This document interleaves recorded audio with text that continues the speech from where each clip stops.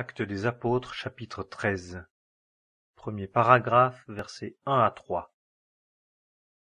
Or il y avait à Antioche, dans l'assemblée qui était là, des prophètes et des docteurs, et Barnabas, et Siméon, appelé Niger, et Lucius, le Cyrénéen, et Manahem, qui avait été nourri avec Hérode le tétrarque, et Saul.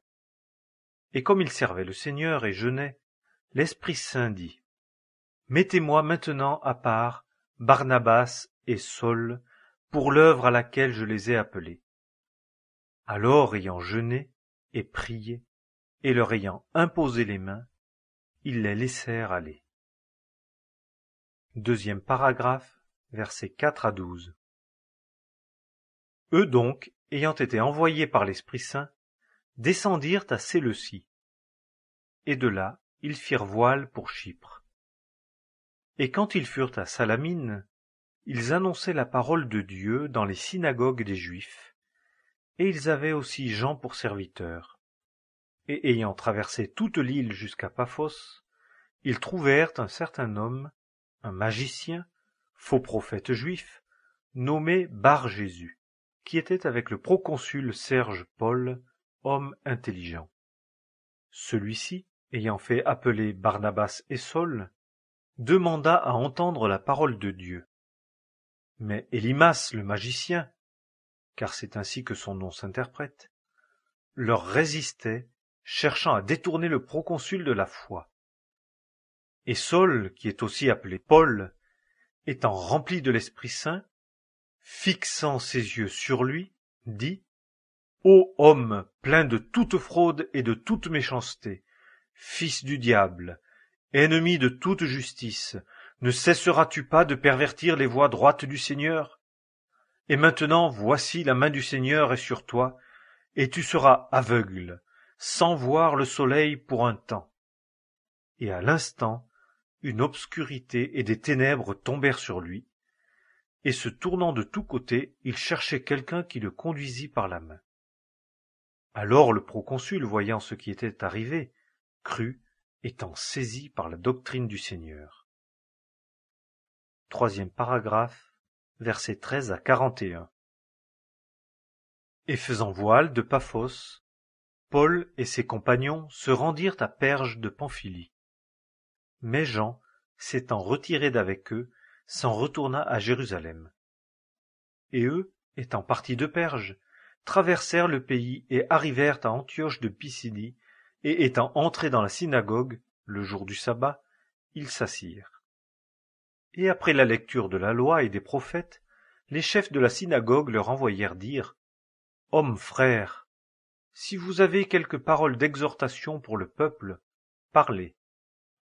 Et Paul s'étant levé, et ayant fait signe de la main, dit: Hommes israélites, et vous qui craignez Dieu, écoutez. Le Dieu de ce peuple choisit nos pères et éleva haut le peuple pendant son séjour au pays d'Égypte. Et il les en fit sortir à bras élevés. Et il prit soin d'eux dans le désert, comme une mère environ 40 ans. Et ayant détruit 7 nations au pays de Canaan, il leur en donna le pays en héritage. Et après ces choses, jusqu'à environ 450 ans, il leur donna des juges, jusqu'à Samuel le prophète. Et puis ils demandèrent à un roi. Et Dieu leur donna Saül, fils de Kis, homme de la tribu de Benjamin, pendant 40 ans. Et l'ayant ôté, il leur suscita David pour roi, duquel aussi il dit en lui rendant témoignage: J'ai trouvé David, le fils de Jessé, un homme selon mon cœur, qui fera toute ma volonté. De la semence de cet homme, Dieu, selon sa promesse, a amené à Israël un sauveur, Jésus. Jean ayant déjà, immédiatement avant son arrivée, prêché le baptême de repentance à tout le peuple d'Israël. Et comme Jean achevait sa course, il dit: Qui pensez-vous que je sois? Je ne le suis pas, moi. Mais voici, il en vient un après moi, des pieds duquel je ne suis pas digne de délier la sandale. Hommes frères, fils de la race d'Abraham, à vous et à ceux qui parmi vous craignent Dieu, la parole de ce salut est envoyée. Car ceux qui habitent à Jérusalem et leurs chefs, n'ayant pas connu Jésus, ni les voix des prophètes qui se lisent chaque sabbat, ont accompli celle-ci en le jugeant.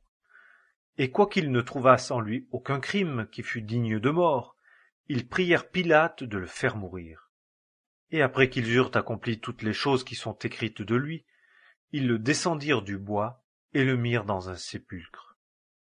Mais Dieu l'a ressuscité d'entre les morts, et il a été vu pendant plusieurs jours par ceux qui étaient montés avec lui de la Galilée à Jérusalem, qui sont maintenant ses témoins auprès du peuple. Et nous vous annonçons la bonne nouvelle quant à la promesse qui a été faite au Père, que Dieu l'a accomplie envers nous, leurs enfants, ayant suscité Jésus. Comme aussi il est écrit dans le psaume 2, « Tu es mon fils, moi je t'ai aujourd'hui engendré. » Or, qu'il l'ait ressuscité d'entre les morts, pour ne devoir plus retourner à la corruption, il l'a dit ainsi, « Je vous donnerai les grâces assurées de David. » C'est pourquoi il dit aussi dans un autre endroit, « Tu ne permettras point que ton sein voie la corruption. » Car David, après avoir en sa propre génération servi au conseil de Dieu, s'est endormi, et a été réuni à ses pairs, et a vu la corruption. Mais celui que Dieu a ressuscité n'a pas vu la corruption. Sachez donc, hommes frères, que par lui vous est annoncée la rémission des péchés, et que de tout ce dont vous n'avez pu être justifiés par la loi de Moïse, quiconque croit est justifié par lui. Prenez donc garde qu'il ne vous arrive ce qui est dit dans les prophètes. Voyez, contempteurs, et étonnez-vous, et soyez anéantis. Car moi je fais une œuvre en vos jours, une œuvre que vous ne croiriez point, si quelqu'un vous la racontait. 4e paragraphe, versets 42 à 52. Et comme ils sortaient, ils demandèrent que ces paroles leur fussent annoncées le sabbat suivant. Et la synagogue s'étant dissoute, plusieurs des Juifs et des prosélytes qui servaient Dieu suivirent Paul et Barnabas qui, leur parlant, les exhortaient à persévérer dans la grâce de Dieu. Et le sabbat suivant, presque toute la ville fut assemblée pour entendre la parole de Dieu, mais les Juifs, voyant les foules, furent remplis de jalousie, et contredirent à ce que Paul disait, contredisant et blasphémant.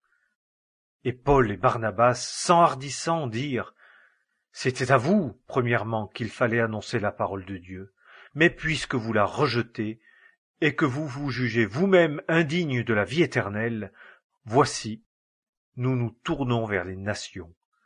Car le Seigneur nous a commandé ainsi, « Je t'ai établi pour être la lumière des nations, afin que tu sois en salut jusqu'au bout de la terre. » Et lorsque ceux des nations entendirent cela, ils s'en réjouirent, et ils glorifièrent la parole du Seigneur.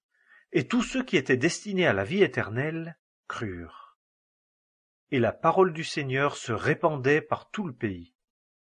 Mais les Juifs excitèrent les femmes de qualité qui servaient Dieu et les principaux de la ville, et ils suscitèrent une persécution contre Paul et Barnabas, et les chassèrent de leur territoire.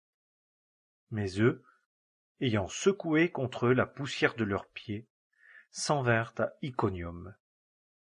Et les disciples étaient remplis de joie et de l'Esprit Saint.